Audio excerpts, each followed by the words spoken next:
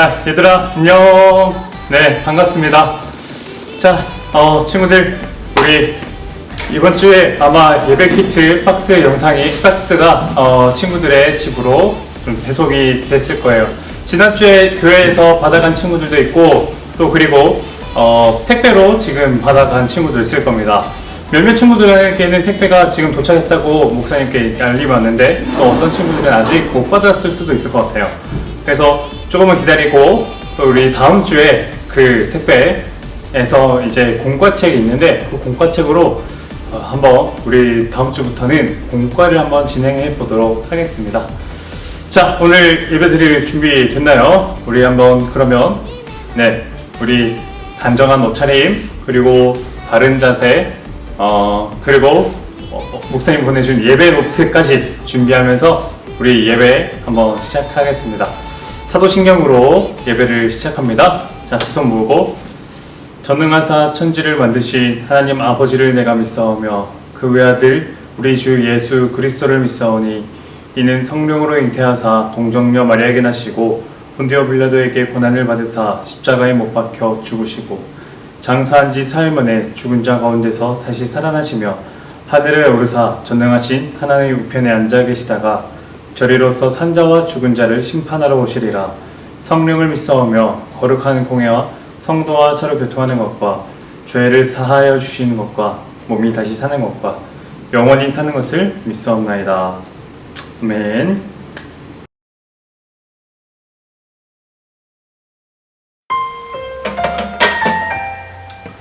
우리 새로운 찬양 함께 배워보겠습니다.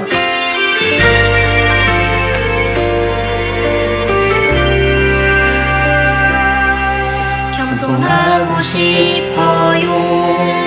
예수님처럼 사랑하고 싶어요. 예수님처럼 순종하고 싶어요. 예수님처럼 온유하고 싶어요. 슬퍼하는 자들과 함께 슬퍼하고 기뻐하는 자들과 함께 기뻐하는 예수님처럼 그런 삶을 살기 원해요. 예수님처럼. 겸손하고 싶어요. 예수님처럼 사랑하고 싶어요. 예수님처럼 순종하고 싶어요. 예수님처럼 온유하고 싶어요. 슬퍼하는 자들과 함께 슬퍼하고 기뻐하는 자들과 함께 기뻐하는 예수님처럼 그런 삶을 살기 원해요. 슬퍼하는 자들과 함께 슬퍼하고 기뻐하는 자들과 함께 기뻐하는 예수님처럼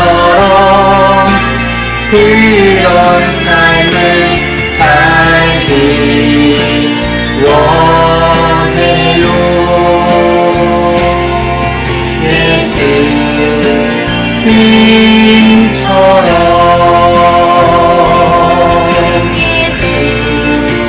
예수님처럼.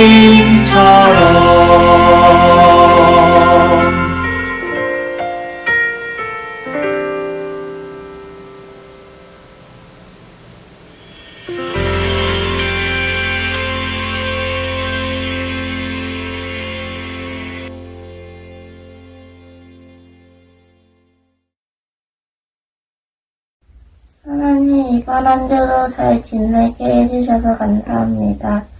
하나님, 저희 친구들 이제 새학기 들어갔는데 친구들이랑 잘 지내게 해주세요. 그리고 저희 선생님들이랑 친구들 코로나 바이러스 걸리지 않게 해주세요. 그리고 목사님 설교 말씀 잘 듣게 해주세요. 감사합니다. 예수님 이름으로 기도합니다. 아멘.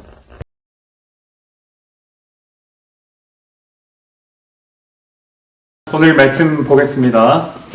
사도행전 4장 32에서 37절 말씀입니다. 사도행전 4장 32절에서 37절 말씀. 자, 읽겠습니다. 믿는 무리가 한 마음과 한 뜻이 되어 모든 물건을 서로 통용하고 자기 재물을 조금이라도 자기 것이라 하는 이가 하나도 없더라. 사도들이 큰 권능으로 주 예수의 부활을 증언하니 무리가 큰 은혜를 받아 그 중에 가난한 사람이 없으니 이는 밭과 집 있는 자는 팔아 그 판 것의 값을 가져다가 사도들의 발 앞에 두매 그들이 각 사람의 필요를 따라 나누어 줌이라. 구브로에서 난 레위족 사람이 있으니 이름은 요셉이라. 사도들이 일컬어 바나바라 번역하면 위로의 아들이라 하니 그가 밭이 있음에 팔아 그 값을 가지고 사도들의 발 앞에 두니라. 아멘. 오늘 말씀은 세상 속에 있지만 세상 속에 속하지 않은 공동체, 교회라는 제목으로 하나님 말씀 나누겠습니다. 목사님이 2년 전, 3년 전쯤에 다른 나라로 이 선교를 다녀온 적이 있습니다. 캄보디아라는 나라인데요. 그때 목사님은 이제 다른 교회에서 섬기던 우리 초등부 친구들과 한 12명, 13명 되는 친구들과 같이 갔어요. 거기서 어떤 일이 있었냐면 캄보디아의 좀 시골 동네였어요. 그래서 주변에는 온통 이 논과 밭 그리고 도로도 우리처럼 포장된 도로가 아니라 그냥 흙도로예요. 흙도로를 이렇게 다니고 봉고차를 주로 빌려서 다녔는데 그 봉고차에 이제 목사님과 또 같이 간 선생님 그리고 친구들이 다 타고 있었어요. 자, 그때 이동 시간이 이제 길면 먼 곳은 30분, 1시간 이렇게 가기도 했고 막 그랬는데 그 안에서 찬양을 부르기도 하고 또 그리고 같이 놀기도 하고 게임을 하기도 하고 그런 시간을 보내면서 다녔습니다. 근데 그때 갑자기 어떤 부스럭거리는 소리가 들리는 거예요. 그래서 무슨 소린가 해서 봤더니 그 친구가 이제 자기 먹을 간식을 가방에서 꺼낸 거예요. 이 꺼내는 소리가 들리니 옆에 있던 친구들이 야 나도 한 입만 줘, 한 입만, 야 조금만 나도 줘, 계속 이제 손을 내밀기 시작하는 거야. 그리고 그 친구는 이제 자기 먹을 간식을 꺼내서 이제 하나씩 막 주기 시작했습니다. 목사님이 걔가 어떻게 주나 해서 이제 좀 유심히 봤는데 이제 그 친구는 목사님도 달라는 눈빛을 보내는 줄 알고 목사님한테도 하나씩 건네더라고요. 아무튼 근데 목사님이 좀 인상 깊었던 건 뭐냐면 그 친구가 자신의 그 먹을 과자 이런 것들을 이렇게 나눠주는데 결국 자기 남는 거는 거의 없어요. 그런데도 행복하게 웃으면서 이렇게 하나씩 나눠주는 거예요. 하나도 아까워하지 않고 그렇게 나눠주는 거예요. 근데 자꾸 달라고 이렇게 막 했을 때 좀 우리가 하기 쉬운 반응은 뭐예요? 몰래 숨어서 혼자 먹든지 아니면 다른 사람 아무도 모르게 그냥 자기 혼자 슬쩍 이렇게 먹든지 그럴 텐데 이 친구는 그냥 그 사람들이랑 같이 나눠서 먹는 게 더 행복했던 것. 이 친구는 그래서 이 친구에게 가장 중요한 건 어쩌면 그 과자 간식을 먹는 것보다 친구들과 함께 이렇게 먹는 거 그게 제일 이 친구에게는 좋은 거 중요한 가치가 아니었을까 이런 생각이 들었습니다.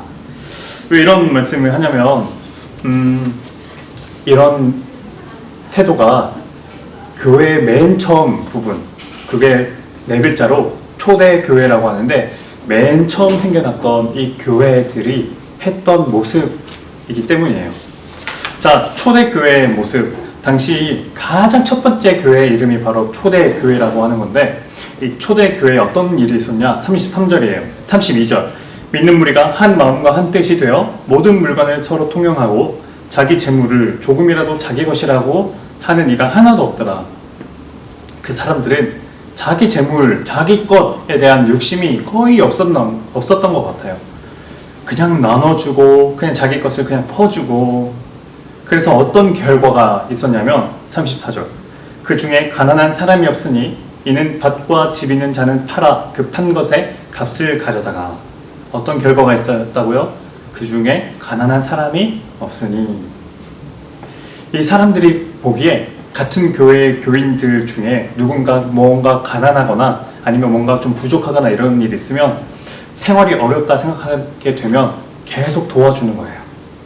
그 사람이 생활에 안정이 될 수 있도록 도와주고, 누구 집에 쌀이 떨어졌다 하면 쌀을 가져가 그 사람에게 선물해주고, 밥도 주고, 다른 것도 주고. 심지어 바나바라는 이 사람이 있었는데, 그 바나바라는 사람이 어떤 일을 했었냐면 자기에게 큰 밭이 있었대요. 거기에 농사를 지을 수도 있고 그럴 수 있을 텐데 그 밭을 팔아서 그 판 값을 교회에 헌금한 거예요. 그래서 예루살렘 교회는 그 바나바의 헌금을 받아 생활이 어려운 사람을 도와줍니다. 근데 우리는 그냥 그 밭을 한번 팔았구나 생각하지만 그 당시의 입장에서는 그 밭은 자기 자신의 생존 수단이에요. 당시 직업이 주로 무슨 직업이 있었을까요? 많이 별것 없었을 것 같아요. 이렇게 텐트 치는 사람도 있었고, 거의 대부분이 목공, 목수 이런 것도 있지만 거의 대부분이 농부가 아니었을까요? 농사 짓는 일, 그렇게 해서 자기 먹을 것을, 자기 양식을 수확하는 일, 그렇게 해서 그때는 자신의 밭에서 농사를 짓고 또 그리고 그것을 수확해서 그걸 이렇게 먹고 그러는데, 근데 바나바는 심지어 그 자신의 생존을 연명할 수 있는 그것을 판 것. 왜? 나 자신만 배부르는 것보다 같이 배부르고 같이 행복하고 같이 이렇게 하는 게 더 중요한 가치라고 이 바나바가 생각했기 때문이에요. 그러니까 바나바에게 가장 중요한 건 나 자신만 만족하는 게 아니라 우리 함께하는 사람들이 모두 행복한 것이 바나바에게는 가장 중요했던 것. 바나바의 성격이 착해서 이랬던 걸까요? 질문. 바나바의 성품이 착해서 이런 걸까? 목사님 생각은 좀 달라요. 바나바가 착하기 때문이 아니라 이런 모습이 우리 기독교인의 모습이지 않을까 싶어요. 당시 초대교회 사람들은 바나바만 그랬다고 한 게 아니라 거의 초대교회 사람들 모두가 바나바와 같은 마음이었을 거예요. 자기 욕심 안 내고 가난한 사람 더 도와주고.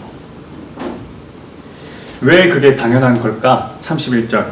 빌기를 다음에 보이는 곳이 진동하더니 무리가 다 성령이 충만하여 담대히 하나님의 말씀을 전하니라. 성령이 충만하여. 사도행전 4장에서 계속 반복돼서 나오는 구절이 바로 성령이 충만하여 라는 구절이에요. 베드로가 예수님을 전한다는 이유로 대제사장의 공회에 끌려가서 재판을 받을 때, 그때 베드로에게 어떤 표현이 등장했냐면 8절. 이에 베드로가 성령이 충만하여 이르되 백성의 관리들과 장로들아. 그러니까 초대교회의 특징을 보여주는 표현이 바로 성령이 충만하여 라는 것. 그들이 자신의 욕심대로 자기 이익을, 자기 먹을 것만 챙기지 않는 것도, 자기의 밭을 다 팔아 가난한 사람을 도와주고 목숨이 위험한 상황에서도 담대히 하나님의 말씀을 전하는 것, 바로 성령이 충만하여. 이 성령이 충만하기 때문에 우리의 상식으로 우리의 쉽게 이해하지 못할 일들을 우리가 할 수 있는 거예요. 얼마 전 뉴스에 이런 소식이 나왔어요. 한 장의 편지가 뉴스에 나왔죠. 감사하다는 형제의 편지입니다. 이 형제는요, 어렸을 때 부모님이 하늘나라 떠났대요. 그리고 할머니와 함께 살고 있던 형제들이었습니다. 형은 고등학교 2학년이고 동생은 7살 어린 뭐 초등학교 4학년, 5학년 정도 되는 것 같아요. 우리 이초동부 나이 때야. 집에서 일할 사람이 뭐 할머니, 형, 동생 이렇게만 살기 때문에 일할 사람이 형밖에 없는 거예요. 그래서 형이 아르바이트를 계속 했는데 지금 또 코로나 시대 때문에 일하던 곳에서 또 잘렸대요. 그래서 지금 생계가 좀 막막해지고 있던 때였어. 근데 동생이 어느 날 치킨이 먹고 싶다고 그랬는데 형은 동생에게 치킨을 사줄 형편이 안 되고 당장 주머니에 있는 돈은 5,000원 밖에 없고 5,000원만으로 치킨을 먹을 수 있는 곳이 무엇일까 이렇게 찾아봤는데 어떤 것도 받아주지 않았대요. 그런데 유일하게 형제를 맞아준 치킨집이 있었는데 그 치킨이 뭐 배불리 먹고 5,000원 가지고 있던 5,000원만이라도 계산을 해달라 했는데 그것도 괜찮다 했대요. 이 치킨집 사장이 넉넉해서 그랬을까? 이분도 코로나라서 장사가 너무 어려운 상황이었대. 근데 이 형제의 이 배고픔을 외면하지 않았던 거예요. 목사님이 이런 모습들, 이런 형제들을 도와주는 이런 모습이 당시 초대교회의 모습, 성령이 충만한 그런 모습과 비슷한 것처럼 느껴졌어요. 우리도 우리의 이익만 생각하면 그건 누구나 할 수 있는 건데, 그런데 우리조차도 지금 어려운데도 불구하고 다른 사람의 아픔과 어려움을 도와주는 그런 것은 우리가 누구나 할 수 없는 거예요. 그럼 누구가 할 수 있나요? 성령이 충만한 사람. 세상에 속하였지만 세상에 속하지 않은 그런 하나님의 자녀들, 우리 친구들, 우리 초등부 친구들이 그런 우리 초등부 친구들 됐으면 좋겠습니다. 아멘.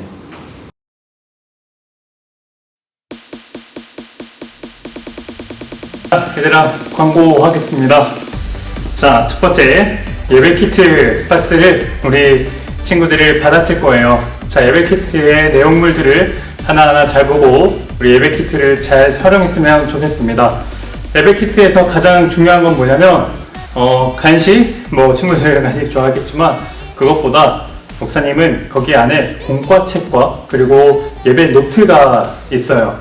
그래서 그 예배 노트를 가지고 예배 시간에 말씀 들을 때 그때 이제 예배 노트를 작성해 주시고 또 말씀 들을 때 또 그리고 공과책은 내일 말고 그 다음 주부터 공과책으로 할 테니까 그때 공과책을 가지고 예배 때 공과책, 예배 노트, 말씀 책 이렇게 세 가지 꼭 준비해서 우리 예배 드렸으면 좋겠습니다.